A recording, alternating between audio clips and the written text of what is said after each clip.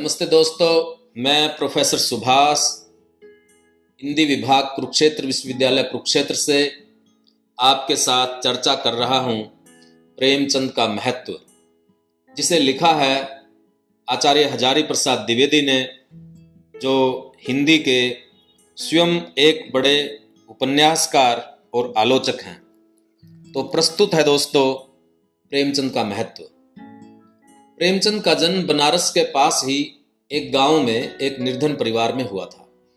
उन्होंने आधुनिक शिक्षा पाई नहीं थी, बटोर कर संग्रह की थी। मैट्रिक पास करते करते उनकी आर्थिक स्थिति यहां तक पहुंच चुकी थी कि अपना निर्वाह वे पुरानी पुस्तकें बेचकर भी नहीं कर सकते थे। उन्होंने स्कूल में मास्टरी कर ली थी और स्कूलों के डिप्टी इंस्पेक्टर तक होने की अवस्था तक पहुंच चुके थे। महात्मा गांधी की पुकार पर उन्होंने सरकारी नौकरी छोड़ दी और जीवन की अंतिम घड़ियों तक कशमकश और संघर्ष का जीवन बिताया। वे दरिद्रता में जन्मे, दरिद्रता में पले और दरिद्रता से ही जूझते जूझते समाप्त हो गए। फिर भी वे अपने काल में समस्त उत्तरी भारत के सर्वश्रेष्ठ साहित्यिक थे। आप चाहें तो इस घटना से उस समाज की साहित्यिक कदरदानी का भी अंदाज लगा सकते हैं जिसका सर्वश्रेष्ठ वे संसार को सुनाने के लिए व्याकुल थे। उन्होंने अपने को सदा मजदूर समझा। बीमारी की हालत में भी, मृत्यु के कुछ दिन पहले तक भी वे अपने कमजोर शरीर को लिखने के लिए मजबूर करते रहे। मना करने पर कहते, मैं मजदूर हूं, मजदूरी किए बिना मुझे भोजन करने का अधिकार नहीं। उनके इस वाक्य में अभिमान का भाव भी था और अपने नाकदरदान समाज के प्रति एक व्यंग भी। लेकिन असल में वे इसलिए नहीं लिखते थे कि उन्हें मजदूरी करना लाजमी था, बल्कि इसलिए कि उनके दिमाग में कहने लायक इतनी बातें आपस में धक्का मुक्की करके निकलना चाहती थी कि वे उन्हें प्रकट किए बिना रह ही नहीं सकते थे। उनके हृदय में इतनी वेदनाएं, इतने विद्रोह भाव, इतनी चिंगारियां भरी थी कि वे उन्हें संभाल नहीं सकते थे। उनका हृदय अगर इन्हें प्रकट न कर देता तो वे शायद और भी पहले बंधन तोड़ देते। विनय की वे साक्षात मूर्ति थे, परंतु यह विनय उनके आत्माभिमान का कवच था। वे बड़े ही सरल थे, परंतु दुनिया की धूर्तता और मक्कारी से अनभिज्ञ नहीं थे। उनके ग्रंथ इस बात के प्रमाण हैं। ऊपर ऊपर से देखने पर, अर्थात राजा महाराजा, सेठ साहूकारों के साथ तुलना करने पर वे बहुत निर्धन थे। लोग उनकी इस निर्धनता पर तरस खाते थे, परंतु वे स्वयं नीचे की ओर देखने वाले थे। लाखों और करोड़ों की तादाद में फैले हुए भुक्खड़ों, दाने दाने को और चीथड़े चीथड़े को मुहताज लोगों की वे जुबान थे। उन्हें भी देखते थे, इसलिए अपने को निर्धन समझकर हाय हाय नहीं करते थे। इसको वे वरदान समझते थे। दुनिया की सारी जटिलताओं को समझ सकने के कारण वे निरीह थे, सरल थे। धार्मिक ढकोसलों को वे ढोंग समझते थे, पर मनुष्यता को वे सबसे बड़ी वस्तु समझते थे। उन्होंने ईश्वर पर कभी विश्वास नहीं किया। फिर भी इस युग के साहित्यकों में मानव की सद्वृत्तियों में जैसा अडिग विश्वास प्रेमचंद का था, वैसा शायद ही और किसी का हो। असल में यह नास्तिकता भी उनके दृढ़ विश्वास का कवच थी। वे बुद्धिवादी थे और मनुष्य की आनंदिनी वृत्ति पर पूरा विश्वास करते थे। गोदान नामक अपने अंतिम उपन्यास में अपने एक पात्र के मुंह से वे मानो अपनी ही बात कह रहे हैं। जो यह ईश्वर और मोक्ष का चक्कर है, इस पर तो मुझे हंसी आती है। यह मोक्ष और उपासना अहंकार की पराकाष्ठा है, जो हमारी मानवता को नष्ट किए डालती है। जहां जीवन है, क्रीड़ा है, चहक है, प्रेम है, वही ईश्वर है, और जीवन को सुखी बनाना ही मोक्ष है और उपासना है। ज्ञानी कहता है, होठों पर मुस्कुराहट ना आए, आंखों में आंसू ना आए। मैं कहता हूं, अगर तुम हंस नहीं सकते और रो नहीं सकते तो तुम मनुष्य नहीं, पत्थर हो। वह ज्ञान जो मानवता को पीस डाले, ज्ञान नहीं, कोलू है। ऐसे थे प्रेमचंद, जिन्होंने ढोंग को कभी बर्दाश्त नहीं किया, जिन्होंने समाज को सुधारने की बड़ी बड़ी बातें सुझाई ही नहीं, स्वयं उन्हें व्यवहार में लाए। जो मनसा वाचा एक थे, जिनका विनय आत्माभिमान का, संकोच महत्व का, निर्धनता निर्भीकता का, एकांत प्रियता विश्वास अनुभूति का, और निरीह भाव कठोर कर्तव्य का कवच था, जो समाज की जटिलताओं की तह में जाकर उसी टीम टाम और भब्बड़पन का पर्दाफाश करने में आनंद पाते थे, और जो दरिद्र किसान के अंदर आत्मबल का उद्घाटन करने को अपना श्रेष्ठ कर्तव्य समझते थे, जिन्हें कठिनाइयों से जूझने में मजा आता था, जो तरस खाने वाले पर दया की मुस्कुराहट बिखेर देते थे, जो ढोंग करने वालों को कस के व्यंग बाण मारते थे और निष्कपट मनुष्यों के चेहरे हो जाया करते थे, जो मानो अपने विषय में कहते थे, जिन्हें धन वैभव प्यारा है, साहित्य मंदिर में उनके लिए स्थान नहीं। यहाँ उन उपासकों की आवश्यकता है जिन्होंने अपने जीवन की सार्थकता सेवा में ही मान ली हो, जिनके दिल में दर्द की तड़प हो और मोहब्बत का जोश हो। अपनी इज्जत तो अपने हाथ है। अगर हम सच्चे दिल से समाज की सेवा करेंगे तो वर्तमान प्रतिष्ठा और प्रसिद्धि हमारा पांव चूमेगी। फिर मान प्रतिष्ठा की चिंता हमें क्यों सतावे, और इनके न मिलने पर हम निराश क्यों हों? हमें समाज पर अपना बड़प्पन जताने, उस पर रौब जमाने की हवस क्यों हो? हम तो समाज का झंडा लेकर चलने वाले सिपाही हैं, और सादी जिंदगी के साथ ऊंची निगाह हमारा लक्ष्य है। जो आदमी सच्चा कलाकार है वह स्वार्थमय जीवन का प्रेमी नहीं हो सकता। उसे अपनी मनस्तुष्टि के लिए दिखावे की आवश्यकता नहीं, उससे तो उसे घृणा होती है। प्रेमचंद आत्माराम थे। प्रेमचंद शताब्दियों से पद दलित, अपमानित और निष्पेषित कृषकों की आवाज थे। पर्दे में कैद, पद पद पर लांछित और असहाय नारी जाति की महिमा के जबरदस्त वकील थे। गरीबों और बेकसों के महत्व के प्रचारक थे। अगर उत्तर भारत की समस्त जनता के आचार विचार, भाव भाषा, रहन सहन, आशा आकांक्षा, दुख सुख और सूझबूझ को जानना चाहते हैं तो मैं आपको निसंशय बता सकता हूं कि प्रेमचंद से उत्तम परिचायक आपको दूसरा नहीं मिल सकता। झोंपड़ियों से लेकर महलों तक, खोमचे वालों से लेकर बैंकों तक, गांव पंचायतों से लेकर धारा सभाओं तक आपको इतने कौशल पूर्वक और प्रामाणिक भाव से कोई नहीं ले जा सकता। आप बेखटके प्रेमचंद का हाथ पकड़कर मेड़ों पर गाते हुए किसान को, अंतःपुर में मान किए प्रियतमा को, कोठे पर बैठी हुई वार वनिता को, रोटियों के लिए ललकते हुए भिखमंगों को, कूट परामर्श में लीन गोयंदों को, ईर्षापरायण प्रोफेसरों को, दुर्बल हृदय बैंकरों को, साहस प्रायण चमारिन को, ढोंगी पंडित को, फरेबी पटवारी को, नीचाशय अमीर को देख सकते हैं और निश्चिंत होकर विश्वास कर सकते हैं कि जो कुछ आपने देखा है वह गलत नहीं है। उससे अधिक सच्चाई से दिखा सकने वाले परिदर्शक को अभी हिंदी उर्दू की दुनिया नहीं जानती, परंतु सर्वत्र ही आप एक लक्ष्य करेंगे।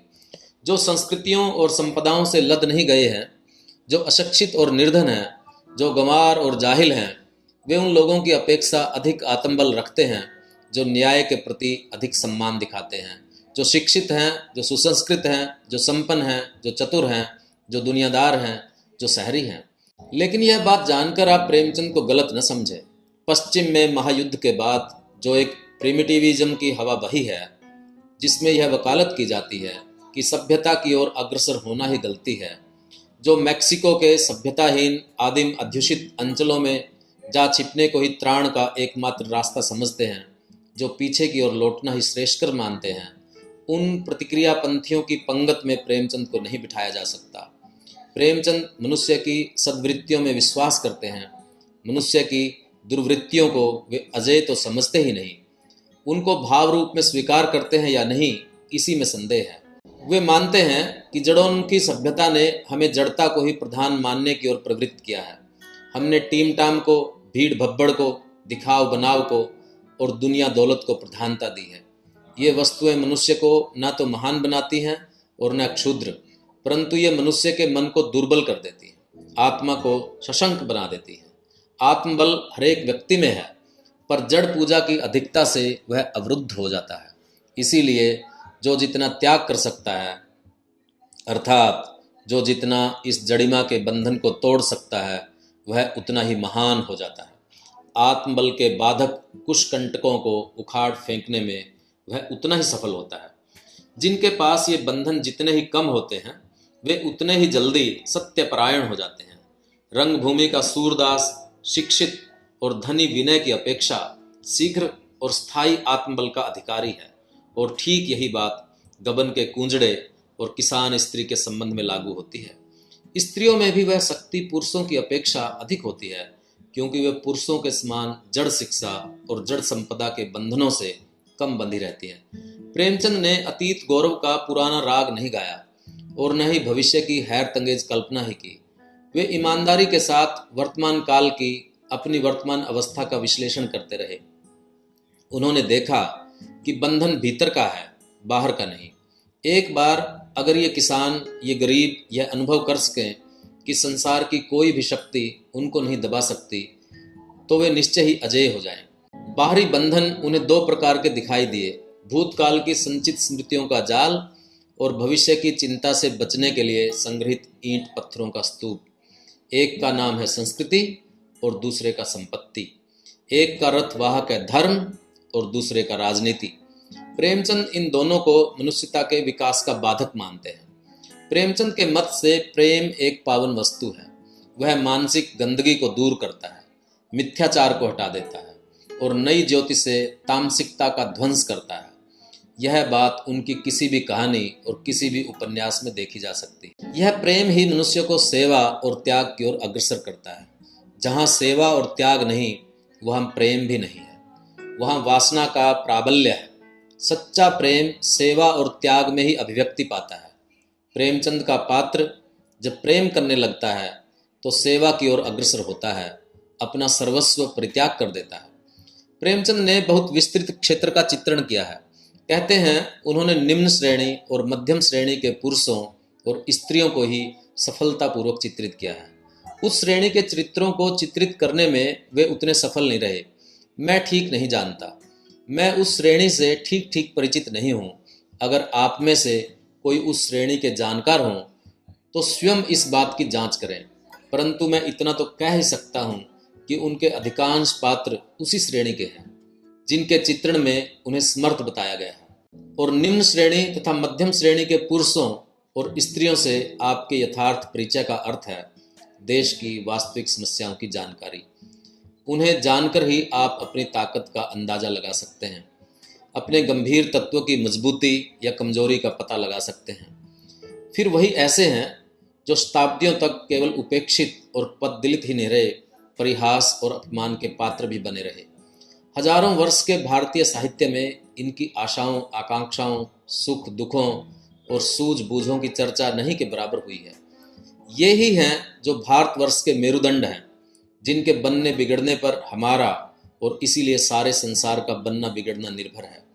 अगर आप शहर के रहने वाले रईस हैं तो आपको एक अत्यंत आश्चर्योद्रेचक नवीन जगत का परिचय मिलेगा, और अगर मेरे समान गांव के निवासी हैं तो विश्वास कीजिए आपको अपने सहवासियों को देखने के लिए नई आंख मिलेगी।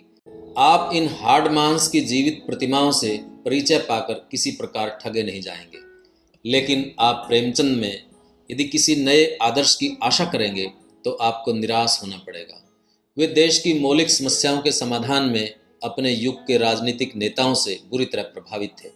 पहले महात्मा गांधी के आदर्शों को और बाद में समाजवाद के सिद्धांतों को उन्होंने राष्ट्र की बुनियादी समस्याओं के समाधान का उपाय बताया, परंतु आप शायद इन आदर्शों के लिए ऋणी होने को मेरे ही समान दोष हेतु नहीं मानेंगे और प्रेमचंद की वास्तविक विशेषता का फिर भी सम्मान कर सकेंगे।